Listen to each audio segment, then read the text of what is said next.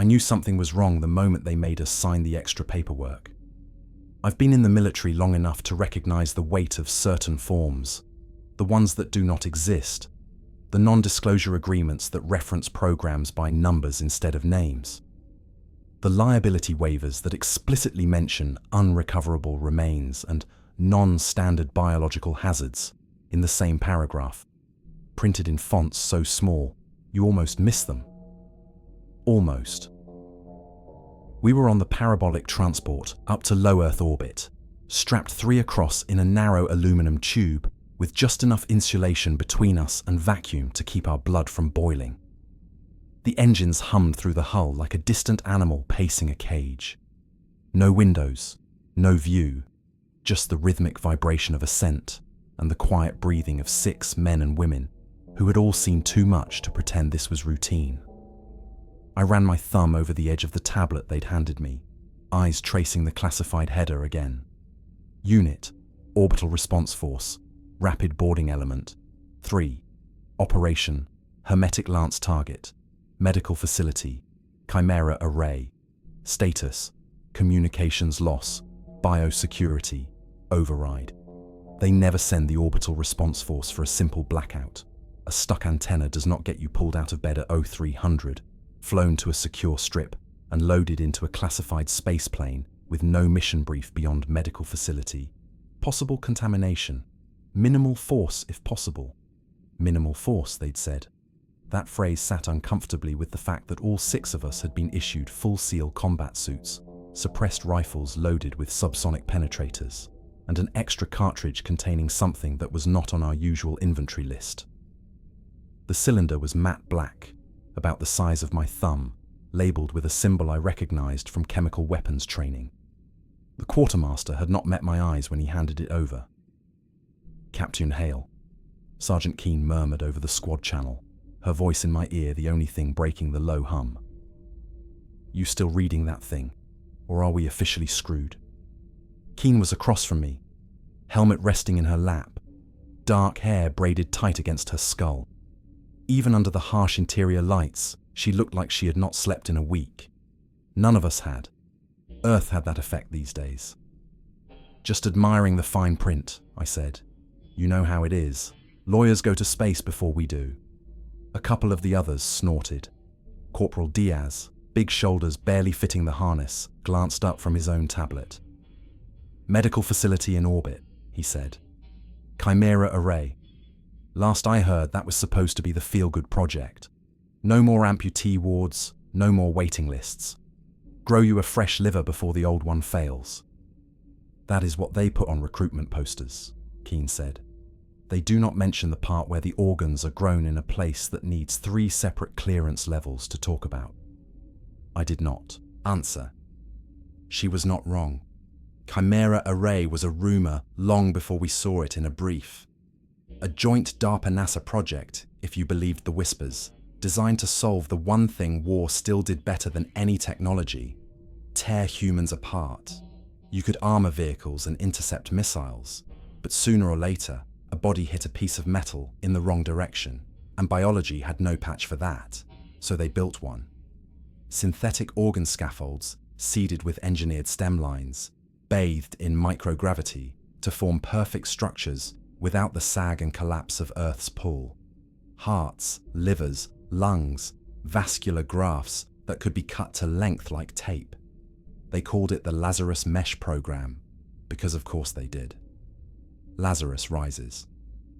Approach in 3 minutes, the pilot's voice crackled over the shared channel, filtered and calm. Expecting hard dock to Chimera Array Airlock Alpha. No response to hails. All external systems nominal. Station is spinning within tolerance. I closed the file on my tablet and secured it in the thigh pouch of my suit. The restraint harness pressed across my chest, a reminder of gravity's gradual surrender. The engine vibration eased, trading weight for that strange, almost sickness I'd never gotten used to. Your inner ear realizes the rules have changed a second after the rest of your body, and for a moment, you feel like you are falling upward. Helmets, I said. Check seals. Radio test on my mark. We moved in practiced unison. I pulled the helmet over my head, the world narrowing to the ring of the visor and the murmur of my own breathing. The suit's systems came online, projecting readouts along the lower edge of my vision. Oxygen levels, heart rate, external pressure. The squad's vitals blinked into existence beside mine, a constellation of numbers tethering us together. Mark, Keane, green. Diaz, green. Morales, green. Yao, green. Singh, green. Mason Hale, green, I finished. We go in by the book. Primary objectives: re-establish contact, assess biohazard situation, extract survivors if any. We contain. We do not improvise. Define biohazard, sir, Diaz asked. We talking fungal? Viral? The brief is light on details. Assume worst case, I said. Full spectrum unknown. You see anything that does not look like standard aerospace hardware or standard human anatomy, you do not touch it without my say. Keane shifted in her harness. You think someone brought something up? She said quietly. Or they grew something they could not handle. They grew things specifically to handle what we do to people, I said. Sometimes the line between help and harm is thinner than the forms make it sound. The pilot's voice cut back in. Visual on target. Chimera array in sight. Sending image to your HUDs now. The interior wall in front of me flickered, and a live feed appeared in the corner of my visor. For a second, it was just black, punctured by stars. Then the station slid into view, crossing from shadow into the thin spill of reflected Earthlight. I had seen schematics. I was not prepared for the thing itself. Chimera array was not a graceful wheel like the old science fiction drawings. It was a cluster of cylindrical modules radiating from a central spine, each one bristling with antennae, rad shielding, and external tanks. From a distance, it looked like a metallic sea urchin, all spikes and geometry. Lights tracked along the hull in steady patterns. No sign of damage. No obvious reason why they had gone silent. Power's on, Keane said. Thermals look normal. So why are they not answering? Maybe they got busy knitting lungs and forgot to pay the communication bill, Diaz said. No one laughed this time. As we drew closer, details resolved against the darkness. Patches of discoloration along the seams of some modules. A faint irregular texture on sections of the hull that should have been smooth. Pilot, I said. Zoom on segment Bravo 3. That panel grid on the dorsal side. The image magnified. For a moment, my brain tried to slot what I was seeing into familiar categories. Insulation, micrometeorite scarring, maybe ice buildup from a minor leak. Then the light caught it at just the right angle, and I saw the pattern. Not random pitting. Ridges. Interlaced, branching ridges running just under the outermost layer, like something growing along the inside of a shell, pressing outward. Is that... Keane began. Could be frost, Morales offered, without conviction. Whatever it is, I said, we are going to see it up close. Weapons free on my command only. Nobody fires without a target and a reason. I looked at the image of Chimera array, hanging against the curve of Earth far below, the planet's clouds a white smear. They had built a place in orbit where human bodies could be taken apart and rebuilt better than before. Somewhere inside that metal sea urchin, something had gone quiet. In my experience, silence is rarely a good sign. Welcome to Chimera Array, I said to my team as the docking clamps extended toward the waiting airlock. Let us find out what kind of miracle went sideways up here. Docking to a dead station feels different. I have hard docked to cooperative targets, derelict cargo shells, even one tumbling research module that had been abandoned after a coolant leak. There is usually some kind of response. A ping on proximity radar, a status handshake. Even automated systems send a sterile little greeting, the kind of machine politeness that says, yes, I am here, yes, someone programmed me to care. Chimera Array gave us nothing. Contact in 3, 2, 1. The hull shuddered as the clamps engaged. I felt the vibration through the soles of my boots, transmitted up through the seat frame and into my spine. The pilot's voice continued, too calm. Hard dock achieved. Pressure seals reading nominal. No response from internal systems. Your door is green, Captain. Good hunting. Copy, I said. Maintain readiness. If we yell, you undock and pretend you never met us. Understood. I will keep the engines warm. The harness released with a metallic click. Weightlessness wrapped around us fully now, the last ghost of acceleration gone. We moved carefully, using the practiced motions that come from too many hours in zero-G training. Every gesture measured, every push calculated, so we did not drift into each other like idiots. The access tunnel to Chimera's airlock was a short, flexible corridor, its interior a quilt of insulation and cable bundles. Our suit lamps cut a white cone through the dim emergency lighting. External door reads sealed, Keane said, consulting her wrist display.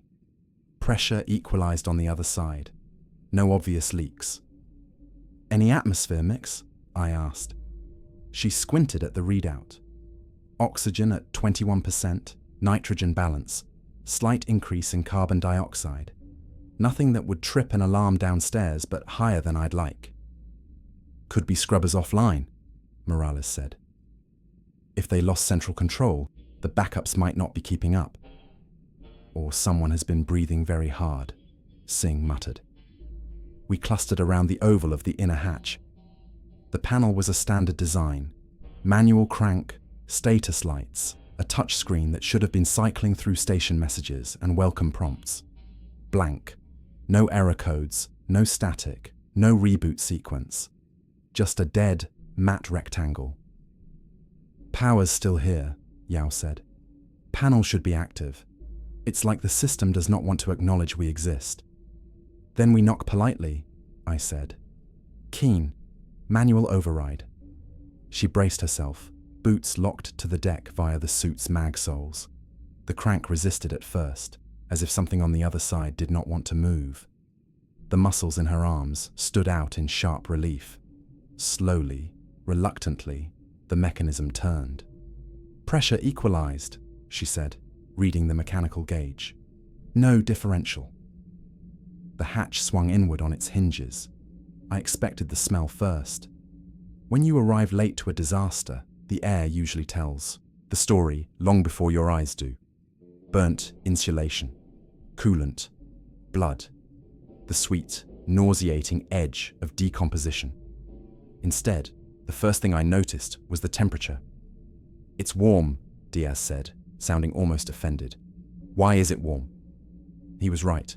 A soft wave of heat rolled over us as the station's atmosphere drifted into the tunnel.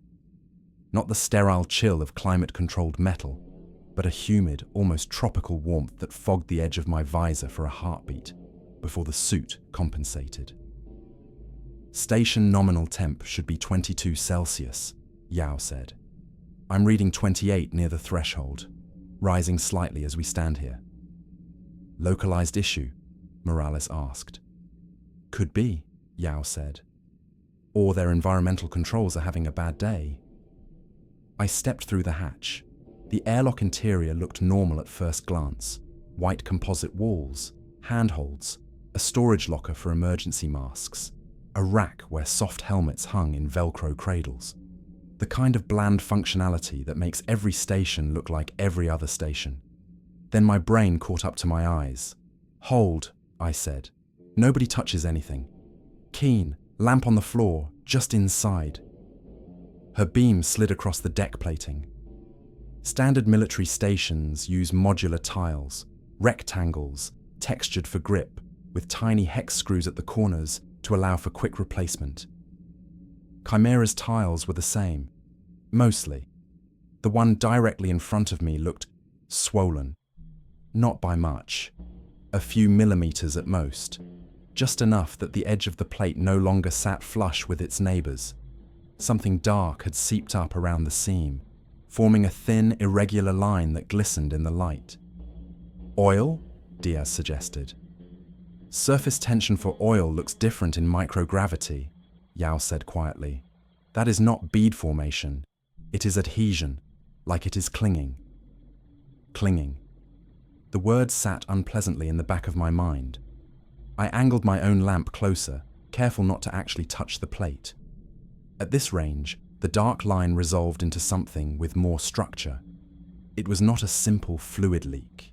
It was a film, a translucent layer hugging the metal.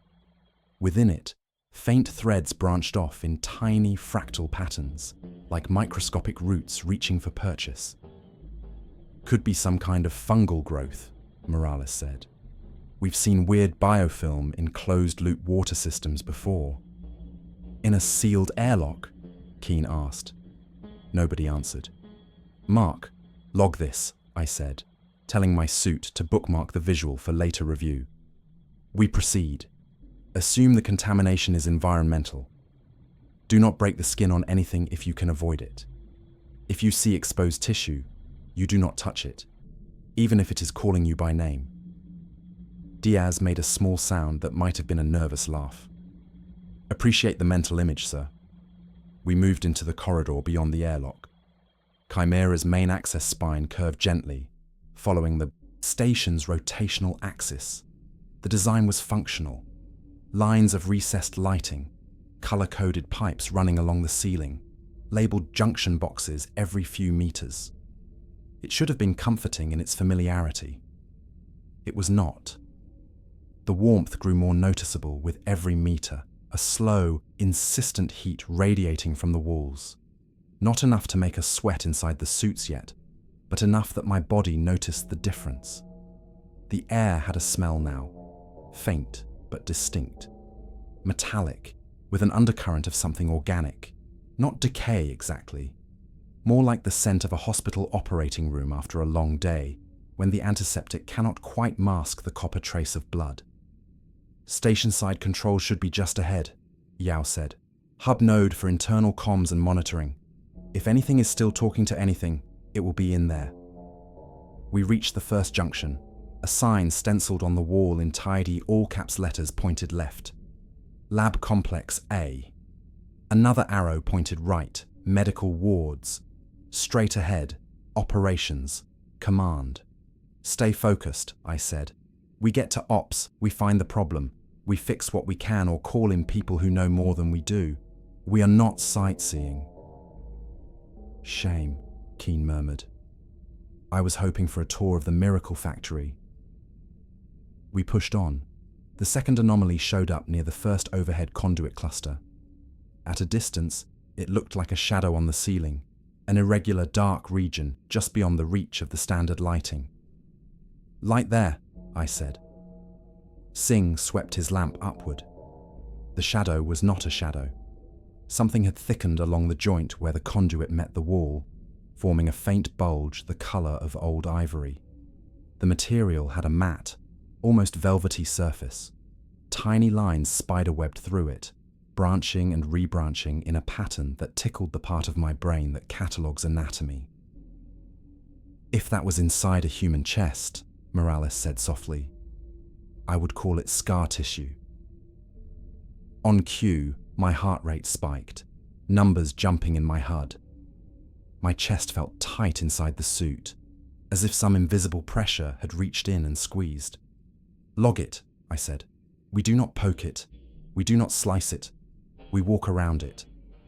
You ever seen environmental contamination organize itself like that? Keane asked. No, I said. And I would like to go back to a world where that answer stays true. The corridor curved again. We were close enough to operations now that I could see the glow of active displays through the open hatch ahead. That should have been good news.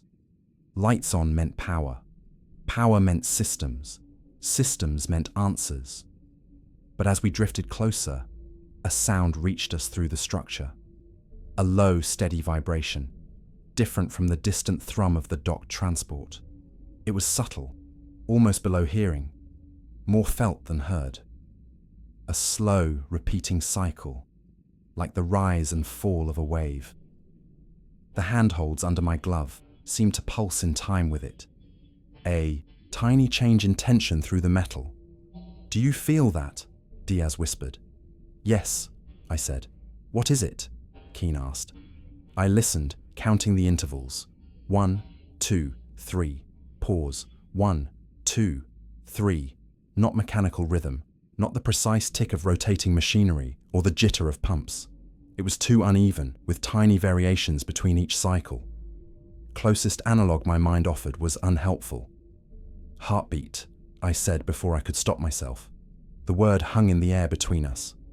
"Stations do not have hearts, sir," Singh said. "Until they do," Keen muttered. We reached the threshold of operations. I raised my rifle, more out of habit than expectation. The others formed up beside and behind me, weapons angled low but ready. The automatic door was propped half open by something wedged in the track. From here, I could not see what it was, only that whatever blocked the path had warped the metal slightly outward, as if the frame had tried to close on something it did not know how to categorize. The warm air of Chimera flowed past us into the room beyond, carrying that metallic tang and a new note underneath it, something sweet. "Last chance to go home," Diaz said weakly. "Nobody is going home until we know what happened," I said. "On me." I pushed the door the rest of the way open and led my team into the heart of the station, toward the source of the pulsing. Operations looked like it had been caught between two arguments, one that wanted it to stay a normal control center, and another that wanted to turn it into something else entirely. The room was circular, ringed with consoles arranged like petals around a central holographic table. The displays still glowed with active data streams, some looping error messages, others showing telemetry that made no sense. Heart rate curves for personnel listed as offline, environmental logs that climbed and dipped in rhythms too organic for climate control systems.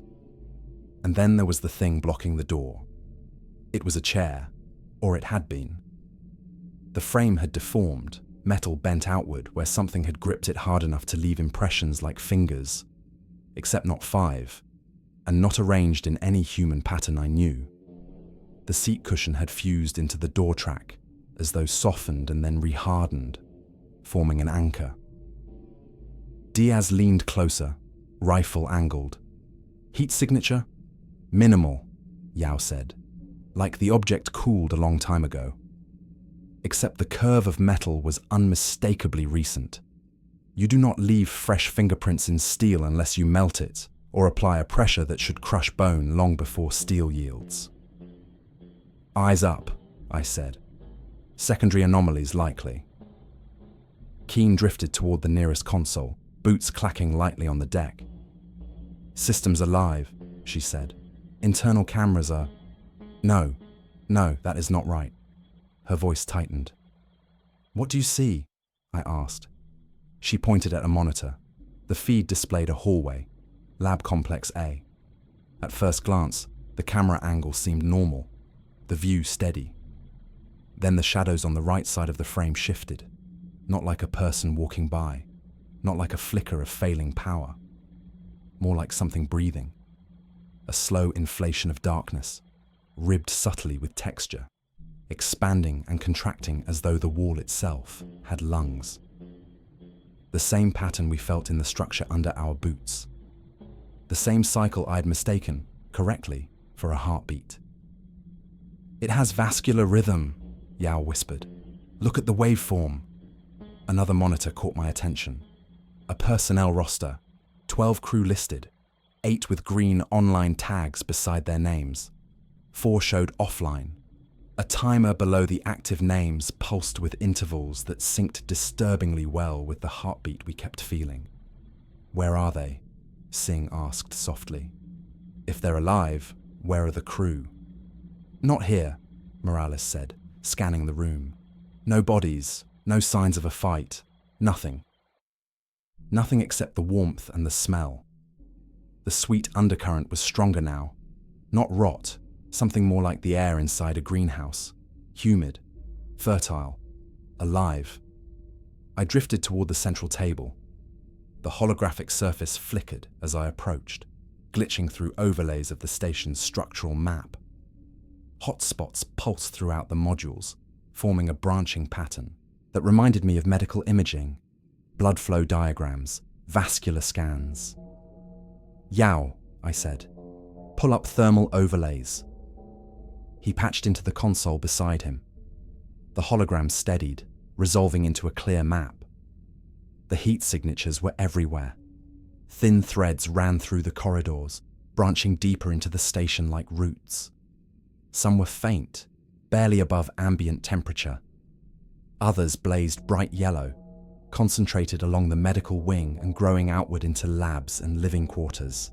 At the center, in the command module, was the highest concentration of heat. It pulsed with a steady cadence, brightening and dimming in slow rhythm. A heart. "This station isn't running climate control," Morales said. "Something else is generating this heat, something pervasive." "No sign of crew here," Singh added. "They could still be alive," Diaz said, voice hopeful but trembling. "Maybe held somewhere. Maybe they barricaded." Keen cut him off with a gesture. "Captain," she said, "you need to see this." I joined her at a workstation on the far wall. She brought up the internal biomonitor logs. Each crew member had a corresponding synthetic organ record. The system tracked the growth batches, integration cycles, transplant histories.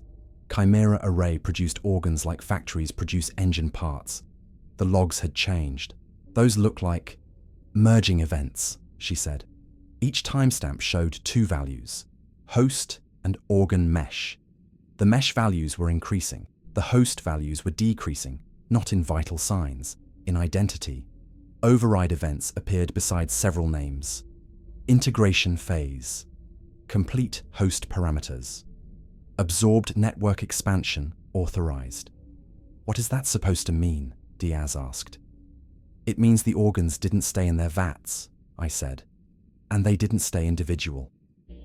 Before anyone could respond, Singh called out sharply, "Movement!" We spun toward the corridor we'd entered from. At first, I saw nothing.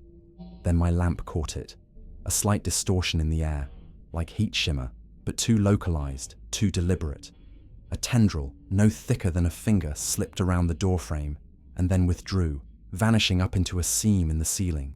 Weapons raised instantly. My suit registered a spike in my blood pressure. "Non-hostile," Diaz whispered. The deck vibrated again, stronger this time. 1, 2, 3. Pause. A new pulse followed, faster but not chaotic, like the station responding to our presence with interest. "Captain," Yao said, voice tight, "I'm picking up biometric signatures approaching from the medical wing. Multiple, human range temperature, but elevated. Define elevated. 42 to 45 Celsius. Too hot to be normal, not hot enough to be dying." "Movement patterns?" I asked. He hesitated. That was not reassuring. "They're not walking," he said finally. "Not exactly. More like shifting, redistributing mass." "Positions?" I asked. He pointed at the hologram. The blips were moving through the corridors with slow, deliberate precision, not stumbling or chaotic like panicked survivors. They were surrounding the operations module from 3 directions. Keen swore under her breath. "Tactical approach. They're herding us." The pulsing in the structure deepened, reverberating through the soles of my boots like the station itself had just taken a breath. I realized something important then. The crew hadn't lost control of the station. The station had gained control of the crew. "Form a defensive line," I said. "Weapons on safe but ready. We do not fire unless fired upon or actively engaged." Diaz floated beside me, tension radiating through the rigid set of his shoulders. "Sir, what exactly are we expecting?" The warmth intensified, as if the walls were exhaling around us. "We're expecting," I said, "our first contact." And then something moved in the hallway. Not fast, not slow, just purposeful. A silhouette entered the edge of the lamp beam. Human shape, wrong proportions, and still growing. The figure took another step into the corridor light, and every trained instinct I had went cold. At a distance, in the wavering glow of our suit lamps, it still wore the outline of a person, A standard issue Chimera Array jumpsuit, torn at the sleeves, drifting in the air with each microgravity movement. Human silhouette, human height, human gait. But the gait was wrong. The weight distribution didn't match normal microgravity motion. The limbs moved with a fluid precision, like they remembered how to walk, but had been redesigned for something else. The knees bent a little too far. The shoulders rolled with a subtle undulation that made my stomach coil. "Identify yourself," I called out, amplifying my voice through the suit. "This is Captain Mason Hale of the Orbital Response Force. We are here to assist. Stop and hold position." The figure did stop, but not smoothly, not naturally. It halted with a series of tiny micro-adjustments, like a puppet locating its balance points by trial and error. When it settled, the head tilted toward us at an angle that suggested curiosity more than recognition. Diaz whispered, "Sir, that's a crewman. Has to be. Has to be." "Visual confirmation," I said. Nobody fires. The figure drifted closer, one hand grazing the wall for guidance. Or maybe for something else. The fingertips, bare, pale, left faint trails of condensation behind, as though the skin was radiating heat. Keen steadied her rifle. "Those fingers, they're swollen." "Not swollen," Morales said. "Edematous, fluid expansion. But that heat signature earlier, 40 plus Celsius, fluid shouldn't be stable at that." As the figure neared the threshold of the operations hatch, I raised my palm. "Stop right there." It obeyed, immediately, almost eagerly. Diaz's breathing hitched. The figure stood just outside the open doorway, head still tilted, suit hanging loosely off a body that was subtly, unnervingly asymmetrical. One shoulder bulged higher than the other. The left arm was longer, by at least 3 centimeters. The chest rose and fell with a shallow, fast rhythm. My suit's HUD pulled a close-range biometric read. Human vitals detected. Irregular cardio, 180 BPM and rising core. Temp 44.8 C, blood oxygen, not detectable cellular turnover, above red range. "Captain," Yao breathed, "that's not survivable." "Clearly it disagrees," Keen muttered. "Identify yourself," I repeated. "State your name and condition." The figure moved its mouth. The jawline shifted under the skin in a way that was instantly wrong, like the musculature didn't attach where it used to. The lips parted. A breath escaped. No sound, just heated vapor. Then, after a beat too long, "Cap-tain." The voice was warped, not garbled or hoarse, warped, like a recording played through a speaker coated in fluid. The sound vibrated in a double tone, one that carried the remnants of human vocal cords and another frequency beneath it, deeper and more resonant. Diaz jerked back. "Sir, that's..." Another word followed, bubbling through changed anatomy. Recognition. It knew me, or it knew someone had known me. Keen whispered, "It's mimicking, using memory from the host." "Hold steady," I said, forcing calm. The figure's head twitched once, twice, as if reacting to an internal signal. Then slowly, too slowly, it raised its right hand. Not in aggression, in offering, palm outward. Fingers stretched. Something glistened between them, a sheen like wet resin shaping itself into thin strands. They dripped downward, not floating as droplets should in microgravity. They clung to the air, pulling into threads that reached toward the deck. "Back up," I said softly. "Nobody touch it." But the figure didn't advance. It paused. It waited. And then the deck vibrated. Not the faint heartbeat we had felt before. This was stronger. A deeper thrum, like the station was adjusting something significant in its structure. The monitors in operations flickered. A soft pressure built in the air, like being inside a lung just before exhalation. "Thermals rising," Yao warned. "Fast. Something's activating." The figure before us shuddered, its limbs tightening in a ripple that raced across its torso, like a wave traveling beneath the skin. The bulging shoulder expanded slightly. The longer arm flexed, tendons shifting with visible movement under the epidermis. Then it stepped into the room. "Hold position!" I snapped. It took another step. Its foot hit the deck, and the metal sank, just slightly, as though its weight had redistributed. A fine network of veins pulsed under its skin, glowing faintly with internal heat. "Captain," Keen hissed, "it isn't attacking. It's sensing us." Diaz breathed. "Or scouting." The figure reached its outstretched hand toward me, and then froze mid-motion. All of us went silent. Its head jerked, twisting to face the console wall. The displays there pulsed in perfect sync with the vibration beneath our boots. The creature's breathing hitched, then steadied, then synced itself to the pulse as well, like it was obeying a signal or receiving orders. "Captain," Yao said, voice cracking. "The hot zone in the command module just spiked. Something's communicating with it. Direct neural relay. Look." The holographic table showed the central heat signature brightening into a white-hot bloom. It pulsed again. The figure responded instantly. A new voice filled the room, not spoken aloud, not through speakers, through the station's frame. A deep rhythmic resonance that vibrated up my arms, into my bones. I froze. The others froze. The words weren't English. They weren't sound in the conventional sense. They were pressure changes, structural, vibrations, communication expressed through the station itself.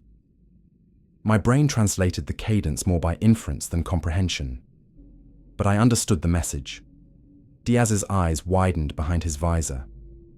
"Sir, the commander, wasn't he—" "The commander's in the command module," Morales whispered. "We saw the heat signature. But this implies—" Keen swallowed audibly. "He's using the entire station as a vocal tract."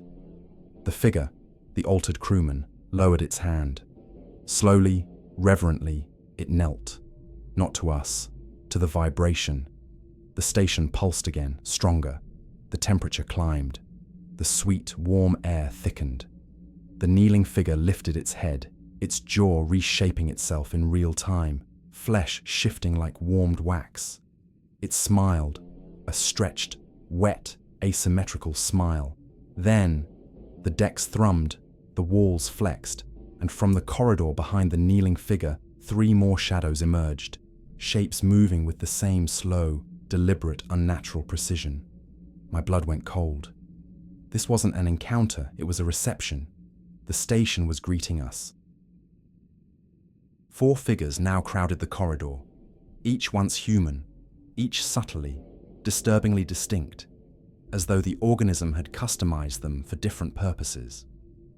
One was broad through the chest, ribcage expanded like a pressure vessel.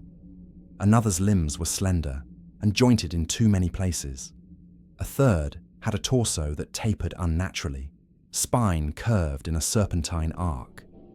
They halted behind the kneeling one, forming a loose semicircle, waiting, listening. The deck vibrated once more. I gripped my rifle tighter. "Weapons ready," I said over squad comms, "but still unsafe. No one fires unless they make the first move." Diaz's voice trembled. "Sir, with respect, they look like they already made several moves." The kneeling figure rose slowly, not with muscle effort, more like some external puppeteer pulling strings inside the body. As it stood, the others shifted in unison. Their heads turned toward us at the same moment, same angle, same eerie precision. The station pulsed through the floor again, a long, slow swell like breath-filling lungs that spanned the length of Chimera Array. Keen whispered, "Captain, I don't think command means what it used to." One of the altered crew stepped forward. This one still wore a badge. Dr. Levine, medical director. The photo showed a smiling woman in her 40s. The thing in front of us had her jawline, barely, But everything else was rearranged, like the station used her body as raw material and sculpted it into something functional. Her eyes were wrong. Not glazed, not dead. Alive, too alive. Pupils dilated, irises shimmering faintly like bioluminescent tissue beneath the surface. She lifted a hand. I raised mine slightly, cautioning the others. "Dr. Levine," I said, "if you can hear me, if you're in there, blink twice." She did blink, but not twice.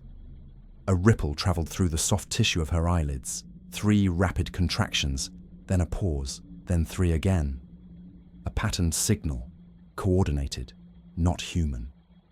Yao inhaled sharply. "That's not a blink code. It's pulsing with the same rhythm as the station." The figure lowered its hand and stepped back. Another approached, the broad-chested one. Something about its gait made my instincts flare. Its mass shifted strangely, redistributed from thigh to shoulder to torso with each movement. Internal structures moving in ways bone couldn't. "Rearguard," I said quietly. "No one gets behind us. Keep your arcs tight."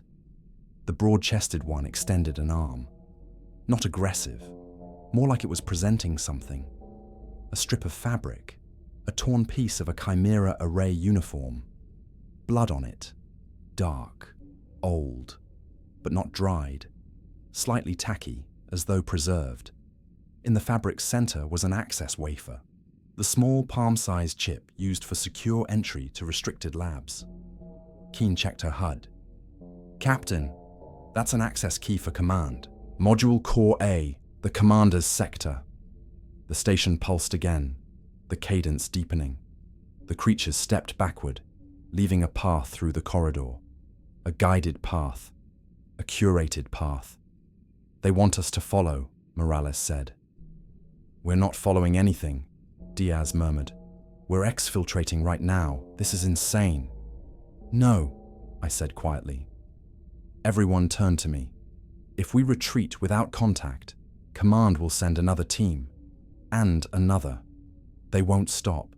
And whatever's happening here is evolving too fast. If we back out now, we guarantee someone else walks into a version that's even worse." Keen nodded grimly. "Station's doing more than mutating crew. It's reorganizing infrastructure. It's adapting its own architecture." "We cut the head off," I said. "Or we die trying." A new vibration rolled through the deck, stronger, sharper. Not a pulse, a warning. The altered crew stepped back suddenly, forming a tight wall across the corridor we'd entered. Their bodies shifted subtly, skin tightening, muscles realigning like organic armor readying to absorb force. "What are they doing?" Diaz asked. Yao stared at his scanner. "Something's happening behind us." A distant metallic groan echoed through the station, deep, resonant. Then another, a series of faint clangs, brackets locking, bulkheads sealing. "They're closing off sections behind us," Keen said. "They're forcing a funnel." "Forward only," Morales said. "They want us on a single path, toward command." The deck vibrated again, short, sharp pulses. I backed toward the operations doorway, rifle raised. The creatures didn't advance. They simply held position, watching, waiting, synchronized with the station's beating rhythm. "We go forward," I said. "Slow. Maintain formation. No one gets separated." Diaz exhaled shakily. "Copy that, sir." We stepped into the corridor the creatures had indicated. They did not follow. They did not retreat. They simply remained, like biological barricades, ensuring we walked the chosen path. The warmth intensified almost immediately. The walls here were not clean metal. Not anymore.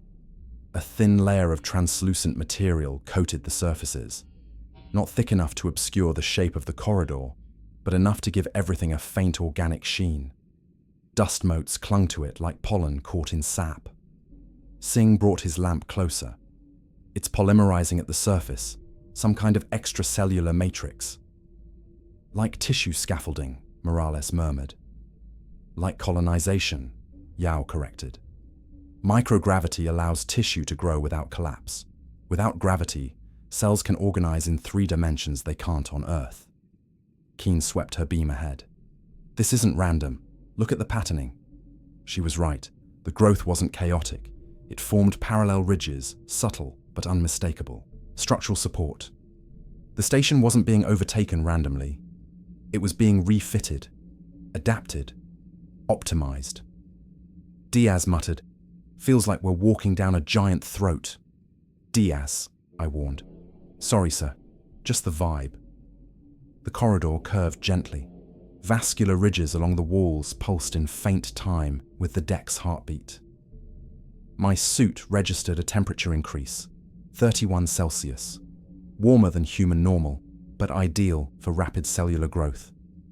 We passed junctions that had been completely sealed over by the translucent tissue, organic curtains fusing mechanical architecture. "Captain," Keen said softly, "look." Ahead, the path widened into a small antechamber.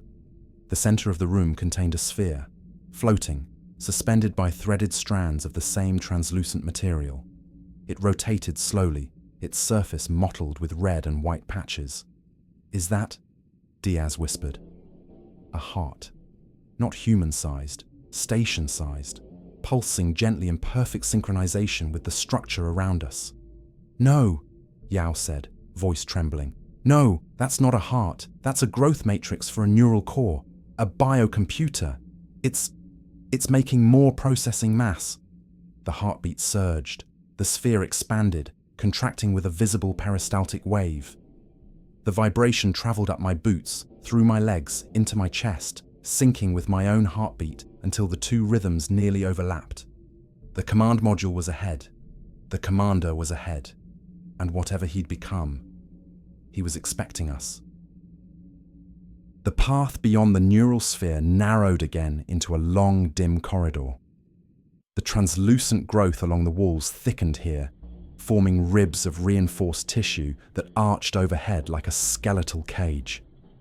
The warmth climbed another degree. My suit warned me of rising ambient humidity. "Environmental systems are gone," Yao murmured. "This is all biological respiration now." "Then we move fast before the atmosphere becomes hostile," I said. But speed was relative. In microgravity, precision mattered more than haste. We pushed off in controlled motions, drifting down the corridor with rifles at the ready. The pulse in the deck matched our movement, as if the station were monitoring our pace and adjusting its own rhythm to accommodate us. Keen spoke quietly, almost to herself. "Captain, whatever's directing this, it's thinking. Strategically." "Agreed," I said. "It's herding us." "Also agreed." "Then why?" she whispered. "Is it letting us in?" No one answered. The corridor bent left, then right. Organic ridges grew thicker near the corners, reinforcing the structure like tendons binding joints. My lamp caught movement in the tissues, subtle peristaltic waves, fluids shifting beneath translucent layers. The station was metabolizing. Diaz cleared his throat. "Sir, I keep thinking about the logs we saw in Ops. Those override events. Integration complete. Host parameters absorbed. They merged with the organ mesh," Morales said. "Or the mesh merged with them." "And the commander?" Singh asked. Keen exhaled. "If that heat signature was him, he's not just merged, he's directing, coordinating neural pathways through the entire station." "He's the nervous system," I said. "The station's body. And we're moving toward its brain," Yao finished softly.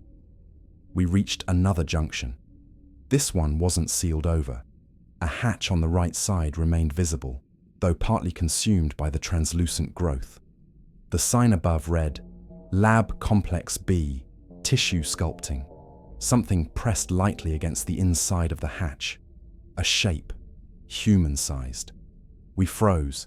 Diaz whispered, "Sir, we've got movement." The shape didn't push further. It hovered just behind the small observation window, which was fogged from the inside.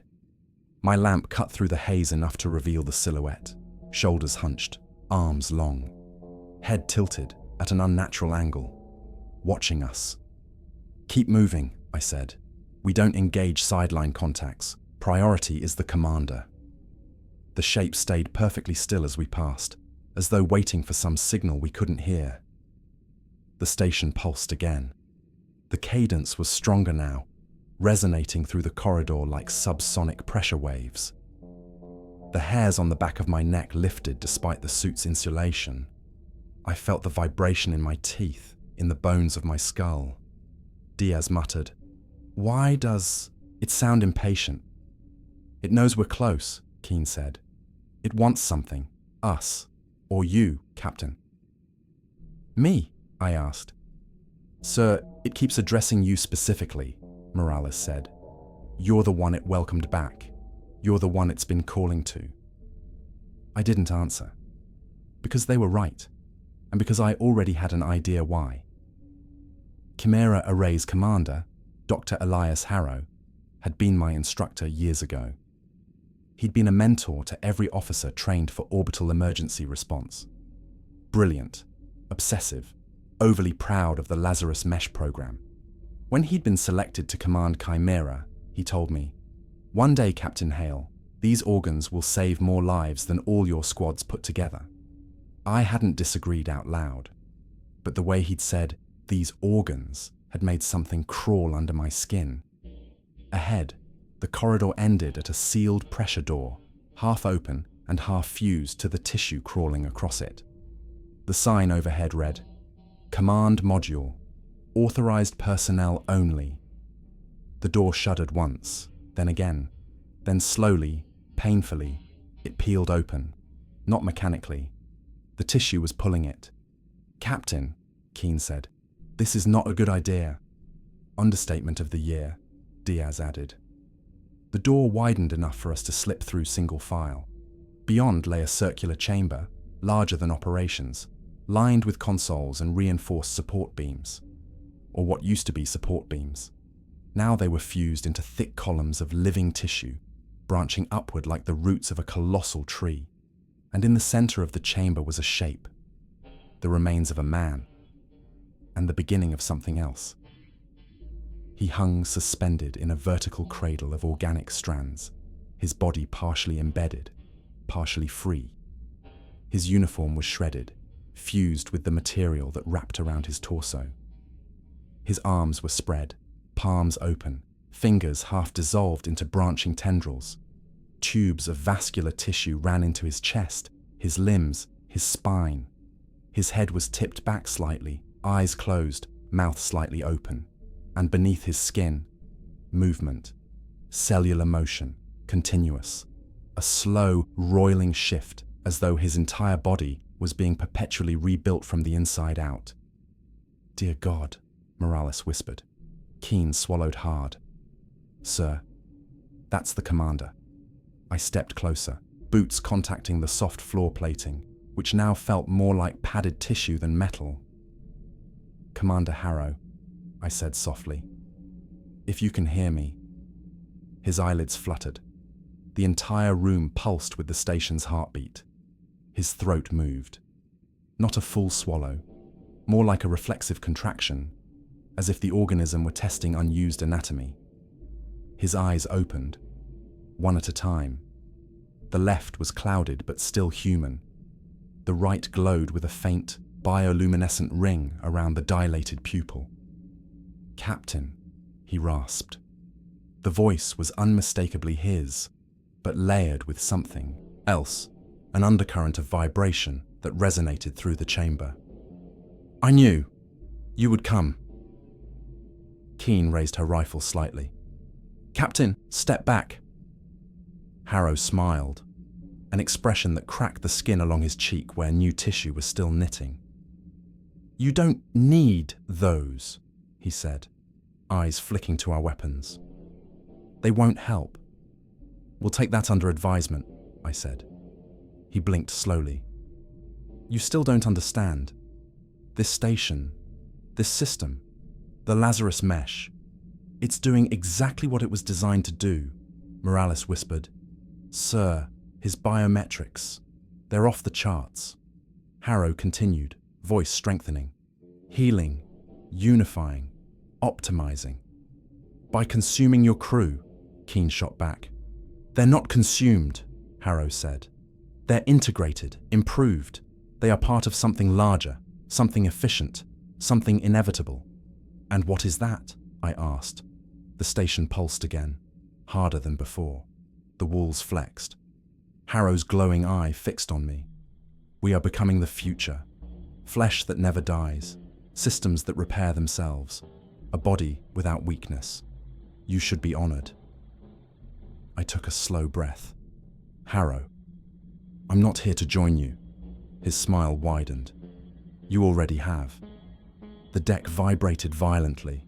Strands uncoiled from the walls. And the first tendril struck. The tendril came from the left wall. Fast, silent, impossibly precise. A whip of translucent tissue, no thicker than a wrist, but moving with the power of a piston. It slammed into my chest plate before I could fully react, the impact vibrating through my ribs and sending me spinning backward in microgravity. Contact left, Keen shouted. I hit a console hard, boots scraping against the deck. The suit absorbed most of it, but the tendril was already retracting, sliding back into the wall as if the structure were breathing it inward. The chamber's heartbeat intensified. 1, 2, 3, pause. 1, 2, 3, pause. Harrow's voice layered through the vibration. Do not resist, he said peacefully. Your bodies are compatible. You'll understand once you stop fighting. Negative, I snapped. Weapons free. The room erupted in controlled gunfire. Short, suppressed bursts, precise, disciplined. Keen and Morales swept left. Diaz pivoted right. Yao latched onto a console to anchor himself as he fired. Our rounds hit the walls. The walls responded. Tissue flexed and rippled, absorbing impacts, thickening at the points of contact, like muscle reacting to stimulus. The rounds embedded themselves but didn't tear through. Instead, the walls sealed behind them, healing instantly. It's regenerating on impact, Morales called out. Rounds aren't penetrating. Switch to cutter rounds, I ordered. The team swapped magazines, smooth, practiced motions despite zero gravity. Another tendril shot out, this one aimed at Diaz's leg. He twisted just in time, but the tip grazed his calf armor, leaving a smear of viscous material that immediately adhered and began to spread across the surface. Get it off! Diaz panicked. Get it off, get it off, get it! Keen snapped a burst into the tendril's base. The cutter round sliced deeper, thin jets of cauterized tissue bursting outward. But the tendril recoiled only a meter before stiffening and lunging again. It learns, Yao breathed. Harrow smiled serenely in his cocoon. Adaptation is strength. Another tendril uncoiled from above us, then another from the floor, which was no longer clean plating, but a softened biological membrane. They moved not like random attacks, but coordinated, angled to flush us toward the center of the room, toward Harrow. We need space, I yelled. Space is relative, Diaz shot back, firing into a tendril advancing toward him. Cutter rounds severed half its length, the tissue recoiling like a wounded animal. The severed half did not float freely. It crawled back to the wall, reabsorbing itself through the membrane. That's... Nope, Diaz shouted. Nope, nope, nope. Focus, I ordered. A thicker appendage erupted from behind Harrow's suspended body, this one armored with overlapping plates of hardened tissue. Keen fired directly into it. The bullets sparked off the surface, ricocheting into the ceiling. It's shielding him, Keen said. Of course it is, Harrow murmured. The armored tendril lashed out. Keen jerked aside, narrowly avoiding the strike, but the force of its passing wind sent her tumbling. Morales lunged and caught her arm, steadying them both against a twisted console. The chamber pulsed again, this time with a sharper rhythmic acceleration. Yao looked up sharply. His eyes widened. Captain, core temperature spike. It's preparing something, a systemic event. Define event. I don't know. But whatever it is involves the entire station. Harrow's voice, now resonant with multiple harmonics, echoed through the chamber. Integration, propagation, renewal. The walls split open. 4 humanoid shapes emerged, crew members, half embedded until the moment they tore free. They floated toward us, eyes glowing faintly, faces calm and eerily serene. Diaz swore.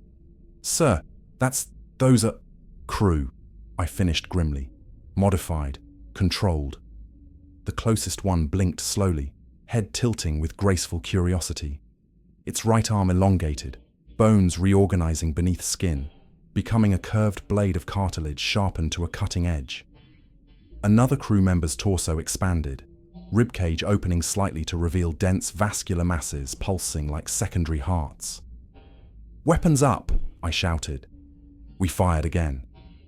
This time, cutter rounds tore deeper, shearing tissue, severing limbs, ripping openings through torsos. But each wound sent a shockwave through the walls. The chamber pulsed hard, as if in shared pain or shared rage. And the wounds. They closed, rapidly. Cellular strands wove themselves like organic stitches, sealing gashes in seconds. One creature regrew half an arm before the tendons had fully reattached, flesh knitting in violent bursts. "We can't outdamage this," Morales yelled. "We're just giving it data to adapt with." "Then stop giving it targets," I said. "Fall back to perimeter, eyes on the commander." But the perimeter didn't exist. The walls bulged inward, sealing our fallback paths with thick ridges of reinforced tissue. We were being funneled again, this time into a tighter circle around Harrow's suspended form. Another armored tendril lashed toward me. I fired point blank. Cutter rounds carved a trench through its surface, flesh vaporizing around each entry point. But the tendril didn't retract. It wrapped around my forearm, squeezing with steadily increasing force. Pressure alarms shrieked in my HUD. "Captain!" Keen shouted, lunging toward me. "Negative," I barked. "Stay on your target." I twisted, forcing the tendril to reposition. It tightened, trying to immobilize me. Harrow watched with unsettling calm. "You're fighting inevitability, Mason," he said. The mesh was perfection waiting to be unleashed. Here, beyond gravity, it can finally flourish. The pressure spiked. My suit buckled slightly. The internal bracing held, but not for long. I needed leverage. I braced both boots against a nearby console, anchored myself, and yanked backward with everything I had. The tendril jerked. It didn't release. But it overextended. Keen saw it instantly. "Captain, duck!"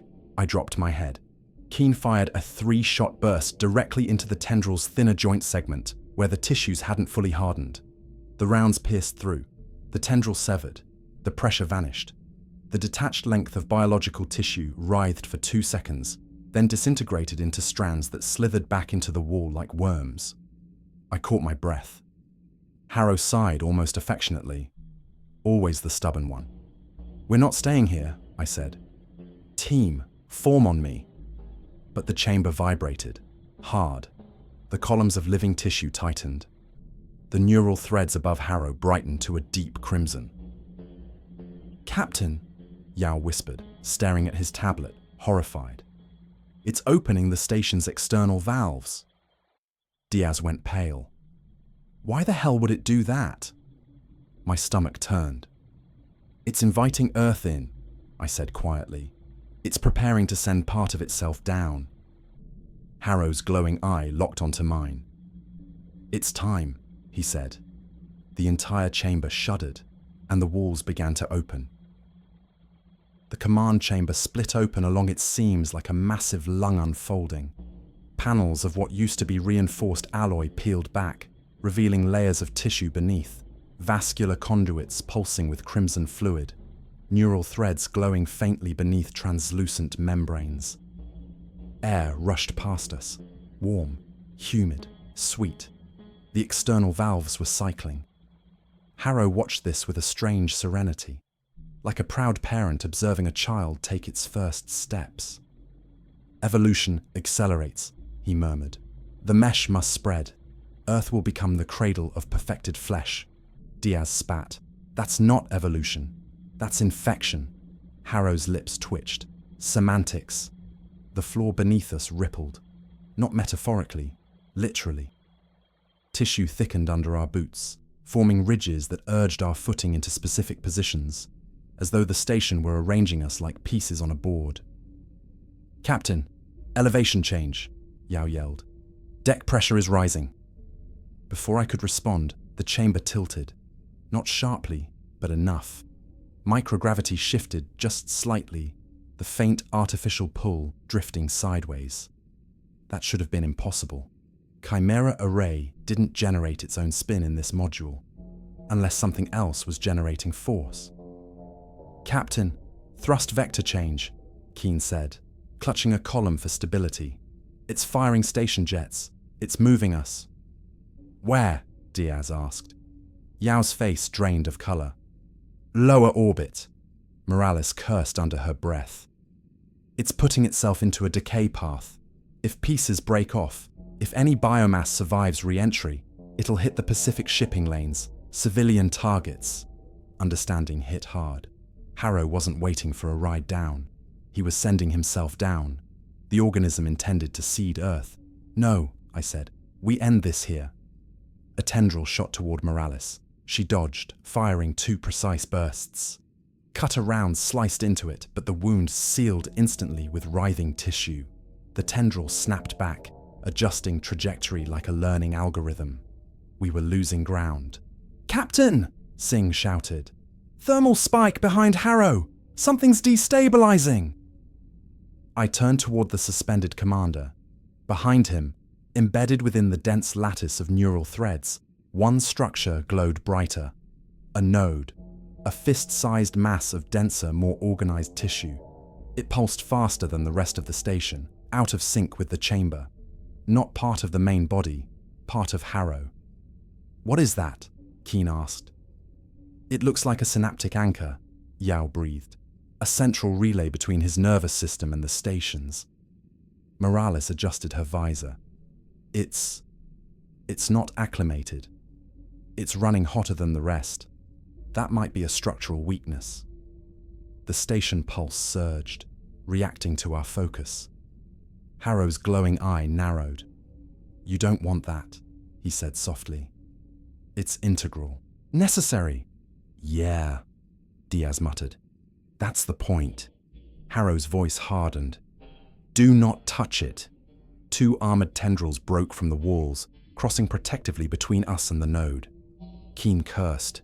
"It knows." "Of course it knows," I said. "It's him. It's all him." The chamber shifted again, gravity drifting 1/2 degree as Chimera Array continued adjusting its orbit. A warning alarm chimed in my suit. Orbital decay beginning. Correction required.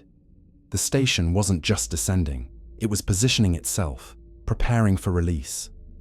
Diaz scanned the readings. "Sir, if it gets another 200 meters lower, debris corridor expansion goes from 5% to 30%. It'll shed biomass in every direction." "We don't have time for subtlety anymore," I said. "We take the node." The armored tendrils lunged. I dove to the side, grabbing an exposed support bracket to anchor myself. The tendrils swept through the air where I'd just been, smashing into a console and crushing it like brittle paper. "Split them," I ordered. "Keen with me. Morales, Diaz, flank right. Yao, Singh. Pulse suppression fire. Draw their attention." The chamber erupted in coordinated chaos. Morales fired a burst at one of the armored tendrils. The rounds penetrated slightly deeper than before, enough to stagger it, enough to divert its course. Diaz followed with another volley, forcing the tendril to pull back and coil defensively. The second armored tendril whipped toward Keen. She twisted mid-air, boots scraping the tissue-covered deck, managing to evade just as it slammed into the wall. The chamber shuddered from the impact. Yao fired upward. His rounds struck a neural bundle running along the ceiling. Sparks and fluid burst outward. The chamber's pulse stuttered, a half beat off rhythm. Harrow gasped. The entire room reacted instantly, tissue constricting, neural threads tightening around him. "Stop," Harrow gasped. "You'll destabilize the core." "Good," I said. I pushed off the deck hard, launching myself toward the suspended commander. The surviving armored tendril lunged to intercept. Keen caught it mid-strike, hooking her boots into a console frame and pulling it off course with sheer leverage. "Go!" she screamed. I streaked through the air, momentum carrying me toward the node behind Harrow's spine. Another tendril erupted, thin, surgical, aimed directly at my visor. Morales shot it out of the air. It regrew instantly, but the split-second delay was enough. I reached the node. Up close, it resembled a swollen cluster of translucent sacs, each filled with shimmering fluid. Electrical impulses flickered across its surface like lightning trapped under skin. It pulsed faster than Harrow, faster than the station, a frantic, panicked rhythm. It was the command center for the command center, and it was afraid. Harrow screamed, a raw, tearing sound. Not human, not entirely. "Don't touch that!" I raised my weapon. The station convulsed. Massive tendrils erupted from the floor, walls, ceiling, everywhere at once. They converged toward me, a forest of living cables ready to crush, pierce, or absorb. "Mason!" Harrow shouted, voice breaking through multiple layers of resonance. His glowing eye flared. "It's not just me in here," he said. "Not anymore." One of the tendrils sliced toward my arm. I fired. Cutter rounds tore into the node. Its surface ruptured. Light burst out. Blood-like fluid sprayed across the chamber, and everything inside Chimera Array screamed. The chamber convulsed so violently the entire module rolled. Consoles ripped from mounts. Tissue tore. Alarms blared. Harrow thrashed inside his cocoon, flesh rippling in agony. Yao's voice crackled in my comm. "Captain, you hit its primary relay. The whole network is collapsing." Good. But then the deck shuddered again. Violently. Too violently. "Captain," Keen said, voice tight with fear, "you destabilize the synaptic link, but you also destabilize the station's structural integrity. The mesh is losing control." Diaz yelled, "We need to move, now." Harrow's eye flickered. "You don't understand," he whispered. And for the first time, he sounded afraid. "This body, this station, if it collapses, it will fall." My stomach turned. If Chimera dropped uncontrolled, if the biomass survived re-entry, it wouldn't just infect a coastline. It could seed an entire hemisphere. The walls began to crack. The membrane began to rupture, and Chimera Array began to die. The moment the node ruptured, Chimera Array began to come apart. Not explosively, not instantly. Worse, it began to unravel. The chamber shuddered with deep structural groans, metal warping as biological mass withdrew from supports, tearing itself free. Lights died. Others flickered with frantic arrhythmic bursts. The pulse we'd felt since boarding stuttered violently, as though the station's heartbeat had fallen into fibrillation. Yao yelled over the comms. "Structural load failure. Multiple hull breaches forming. We need to move." The floor pitched sideways. I slammed into a console, boots scraping as I reoriented. Zero-G returned hard and fast, the artificial drift gone as whatever the organism used to manipulate, station thrust collapsed. Keen grabbed my arm. "Captain, are you intact?" "Still here," I grunted. "Diaz, Morales, status." "Alive," Diaz shouted, dodging a falling console. "Not for long." "Functional," Morales reported. "But this place is about to fold in on itself." Harrow writhed in his cocoon. The neural lattice surrounding him spasmed, collapsing and regrowing in violent cycles. His eyes, both of them, flickered between human recognition and something feral. "You've crippled the network," he gasped. "The node stabilized everything. Without it, the mesh is panicking, tearing itself apart." "Then we finished the job," Keen said coldly. "No!" Harrow choked. If the mesh dies uncontrolled, if the biomass enters atmosphere, Mason, listen to me. The wall behind him ruptured. A section of biological plating tore open, spilling a torrent of viscous red-tinged fluid. Tendrils flailed out wildly, not targeted, but reflexive, spasmic. A dying nervous system firing every signal at once. One lashed toward Harrow, and instead of defending him, it pierced into his side. Harrow screamed. The agony in it wasn't human. It was something larger, echoing across the entire station. The chamber vibrated so violently, my bones rattled. Singh shouted, "Captain, pressure drop on all decks. The organism is perforating its own membranes." Diaz yelled over him. Meaning the station is bleeding out, I said. Meaning we have minutes before atmospheric collapse, Yao added. If we don't get to a shuttle. The floor tore open 3 meters away, exposing a spiderweb of living tissue and failing mechanical braces.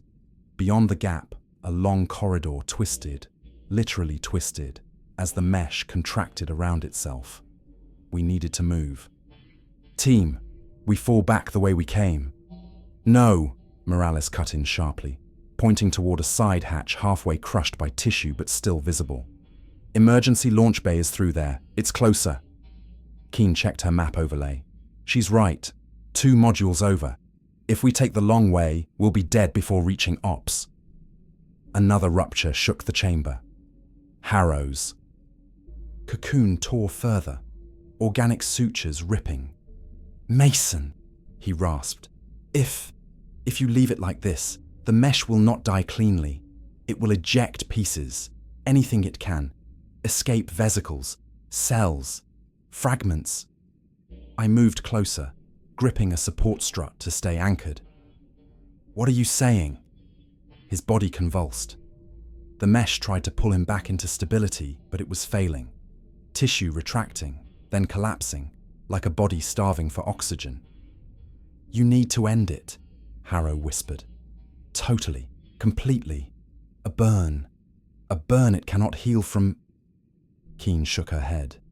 "There's no way to generate that kind of burn except—" "Re-entry," Morales finished grimly. "If this whole station drops into atmosphere, controlled or not, the heat would sterilize everything." Yao countered. "If it falls uncontrolled, debris will scatter. Maybe not viable organisms, but enough matter to cause damage, and we'd be inside." "So we guide it," I said. Everyone turned. "Captain, we can't pilot this thing," Diaz said. "Half the controls are melted, and the biomass is fusing over everything." "We don't pilot," I said. "We override." Keen's eyes widened. "The thruster matrix." "Exactly." The mesh had hijacked Chimera Array's maneuvering thrusters before, but with its neural nodes severed, its control was erratic, thin. If we could force the array into a steep terminal descent, make sure it hit atmosphere as a single body. "We can burn it clean," Morales said softly. "And ourselves with it," Diaz added. "Not if we reach the emergency launch bay," I said. "Shuttles have auto-undock and independent nav." Singh pointed at the failing walls. "We won't make it if we don't move now." The chamber ripped again, this time a full meter of wall tearing away and floating into the air before dissolving into strands. Harrow's hand reached toward me, not with malice this time, but desperation. "Mason." His voice trembled. "You must finish what we started." A tendril pierced through his abdomen, not hostile, instinctual, part of the organism's death spasm. Harrow's face twisted in pain, and for a moment, in clarity. "Do it," he whispered. The tendril dragged him upward. His human eye went dark. His bioluminescent eye flickered, then extinguished, and the cocoon closed over him one final time like a shroud. He was gone. No more warnings, no more guidance, just the collapsing station around us. "Team," I said, voice steady now. "We destroy Chimera Array, we save Earth, and we get off this station alive. Move." We launched toward the crushed hatch, Keen pried at the tissue with her boot, cutter rounds clearing a narrow gap. The tissue resisted, then tore reluctantly. Diaz shoved the opening wider with a grunt. The corridor beyond was half organic, half steel, an impossible hybrid. The moment we entered, the entire module rotated again, hard. We slammed into the left wall. "Station's rolling!" Yao shouted. "The mesh is spasming. It's firing thrusters randomly." Another rupture exploded further down the corridor. Air vented violently. A high-pitched alarm screamed into my helmet. "Hull breach detected. Pressure loss imminent." Morales cursed.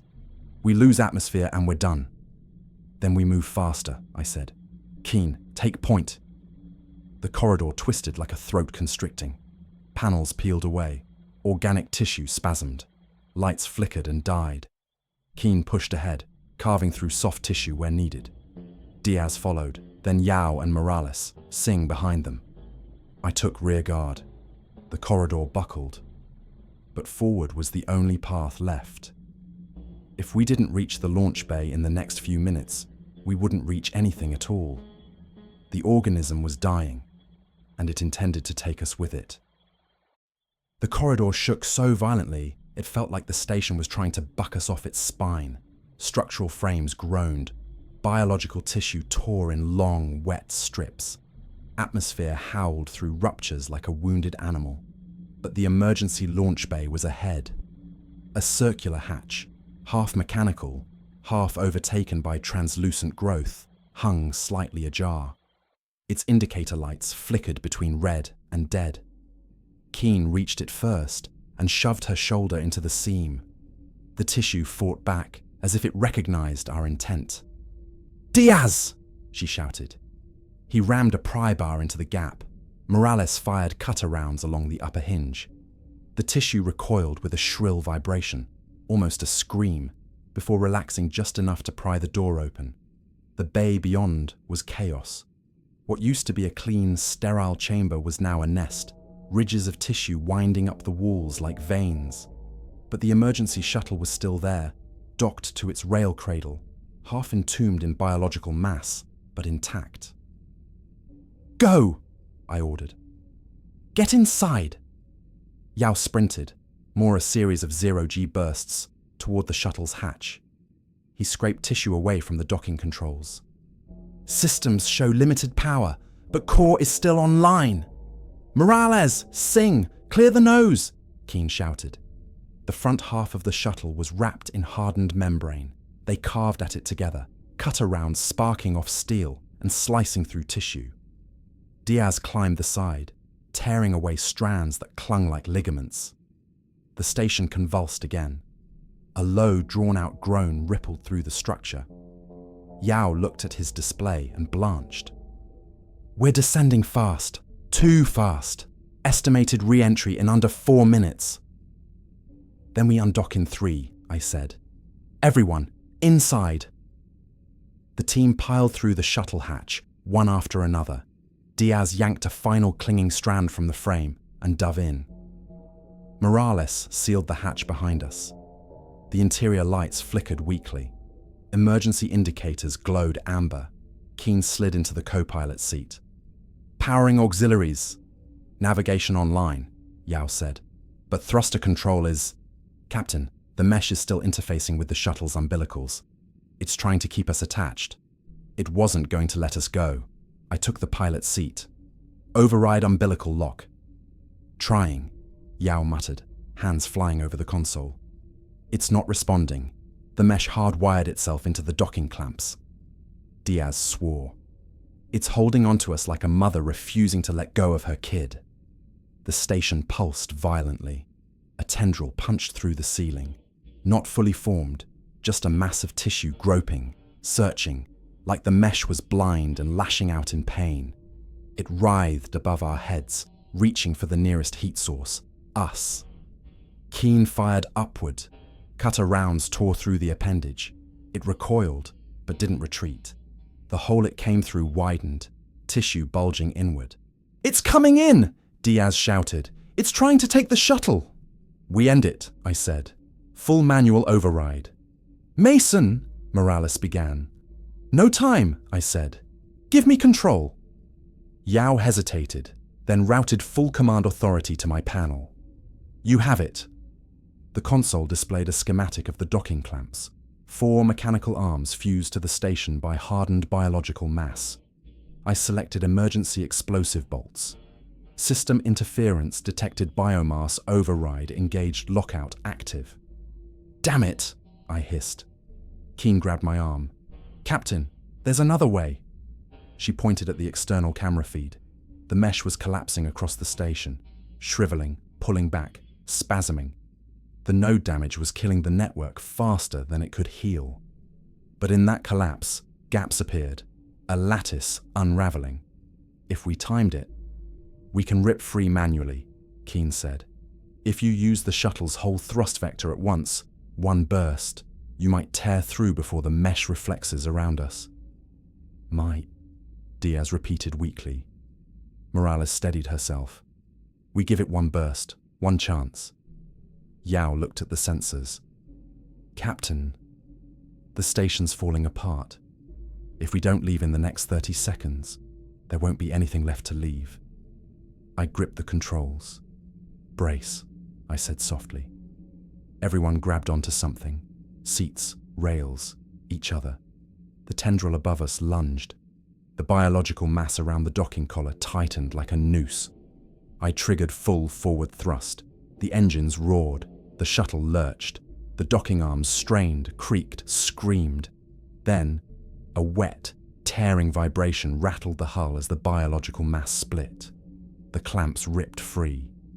We shot forward as the shuttle detached in an explosion of torn tissue and twisted metal. Keen yelled, "We're clear!" But we weren't clear yet. External feed showed Chimera array behind us, a twisted, spasming organism wrapped around breaking metal. Panels peeled away, modules ruptured, tissue writhed in open space like a dying leviathan. Atmospheric drag hit it. The edges ignited. The organism reacted violently, limbs, tendrils, masses flinging themselves outward in reflexive survival spasms. But nothing stayed intact. Everything burned. Everything turned to incandescent streaks. Harrow's voice echoed faintly, impossibly, through the comms, distorted by interference. "Mason!" I froze. The team looked at me. "Mason! It's better this way." Static consumed the rest. The feed showed the station entering full re-entry. The mesh flared bright white, then red, then nothing. Chimera array disintegrated into a smear of sparks across the curve of Earth. Silence in the cabin, just our breathing, and the faint hum of shuttle systems. Diaz exhaled shakily. We made it." Morales leaned back, trembling. Did we? Did we really?" Keen checked the rear feed again. "No debris survived. Nothing large enough. Nothing intact." Yao watched the atmospheric telemetry. Sterilization complete. Heat reached over 3,800 Celsius. Singh finally spoke. "So it's over." I stared at the burning trail fading below. "It's over here," I said. I didn't add what I was thinking. We'd seen how fast the mesh adapted, how fast it learned, how much it understood. Chimera array was gone. But someone on Earth had built it. Someone knew how. Someone had funded it. And if they tried again... I looked at my team, exhausted, bruised, but alive. "We report everything," I said softly. "Every detail. No matter who wants it buried." Keen nodded. "Agreed." Diaz stared at the burning curve of Earth. "Captain, do you think anything lived through that?" I paused, then shook my head. "No," I said. "Nothing lived." But as we turned toward home, I couldn't shake the memory of Harrow's last words.